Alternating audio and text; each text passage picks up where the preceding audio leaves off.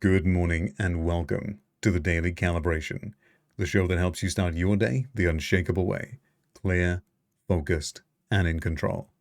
I'm your host, Will Carter, and today's conversation is around how to hold your faith and your vision despite setbacks and circumstances. So before we begin, go ahead and take a nice deep breath. As always, allow your shoulders to drop, allow that tension to leave the body, and really center your awareness here in this present moment, in this stillness before the day begins. You are exactly where you need to be. And I want to talk to you about this today because this is the thing that separates those who build something genuinely significant, who fulfill their desires, from those who come close but never quite get there. They stay in seeking. And the difference between success and failure in this regard is not strategy or talent. And it's not even effort. It's what you do when you're in that gap, when you're not seeing the results. Do you go back to safety or do you remain loyal to what you've chosen, to your decisions? So here's what I mean. If you've set your vision, you know where you're going, and you've done the work, right? You've made the decisions, the elimination of alternatives. You've taken the steps to move into action, and you genuinely believe in what you're building, right? You have a conviction, genuinely and deeply, that this is what you're doing. You're all in. And a day appears where there's no progress, or worse, there's a negative setback, right? There might be no traction, there might be no signal, no sales. Effectively, there's no external confirmation, no output to validate that what you're doing is working. There's that quiet, uncomfortable space between who you've decided to be and what you're visibly able to see.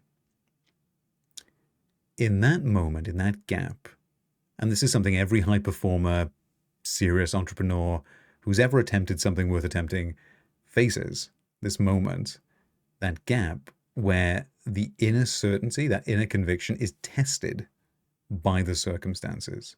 And there's many stories about this through history. But what most people do, without even realizing it, they'll start to hedge. They'll loosen the grip on their vision and their conviction, and they'll begin to operate from a position of doubt rather than conviction. And this is normal behavior for a human. Your brain is doing this to protect you. But they'll let the absence of immediate results shake the foundation of the decision they already made. And this is very normal, very human. I want to reiterate that, but it's also incredibly costly because that gap between input and output is not a sign that something is wrong, and yet subconsciously that is how it can be interpreted. I want to help you reframe that to see that that gap is where the real work, the real internal work happens. And when we look at the outcomes, every significant shift in business, every significant result, breakthrough, compounding return, right, has a lag between the decision and the outcome, the input and the output. It's like going to the gym. You don't see a result from the first input. It takes time to compound into a visible result. And I like to call this the difference between the conviction and the confirmation, right? So there are people who are able to hold their vision through the setbacks and lag with more conviction and steadiness than everyone else. And those are the ones that remain in that state. Those are the ones that are able to continue compounding and ultimately get the results. And it's not a case of strategy, as we've talked about. It's not about force. It's about certainty, conviction. That's the skill I want to help you build today, right here, right now, before the day begins.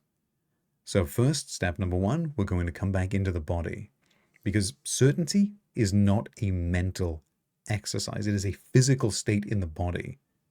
And right now, the body just needs the one clear signal that you are safe, that you can open up, you can begin to be present and rest here in this moment.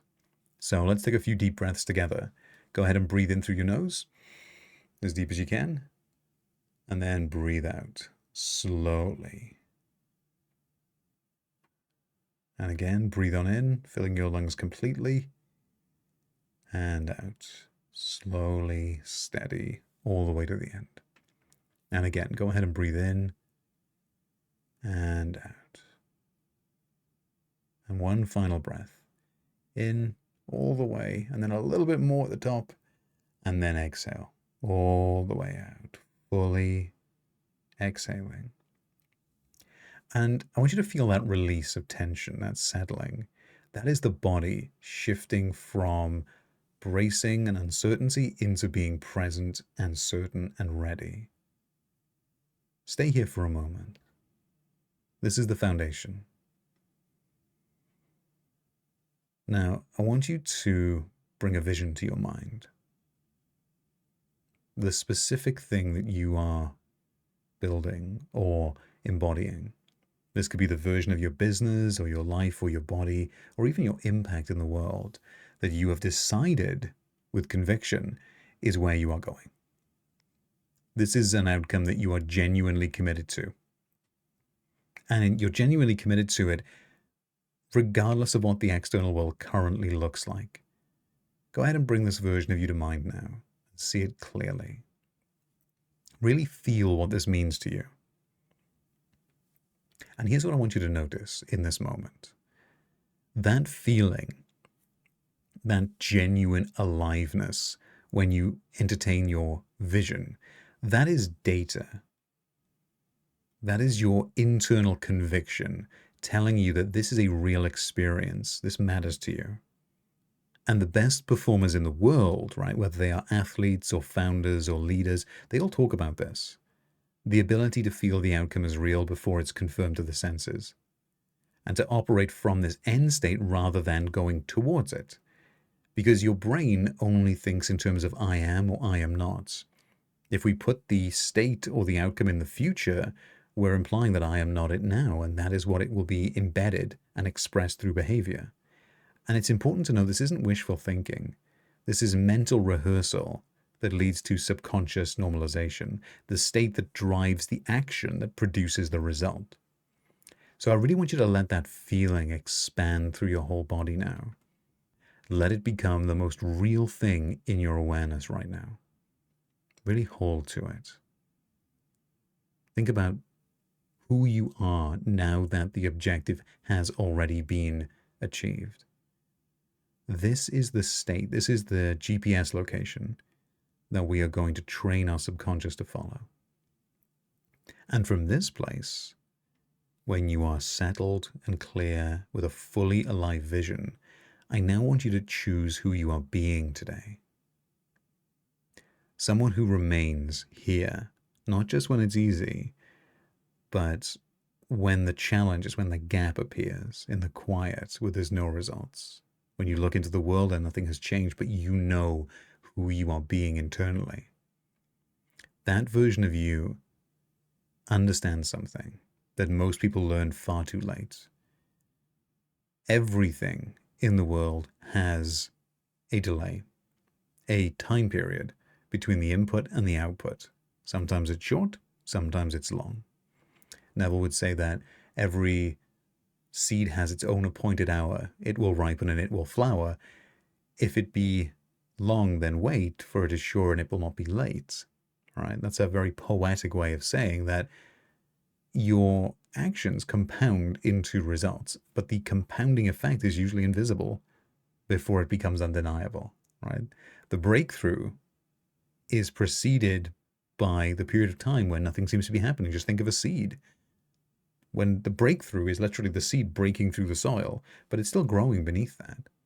And if you know this, and you really internalize it, and you operate from this long-term conviction rather than short-term gratification, right?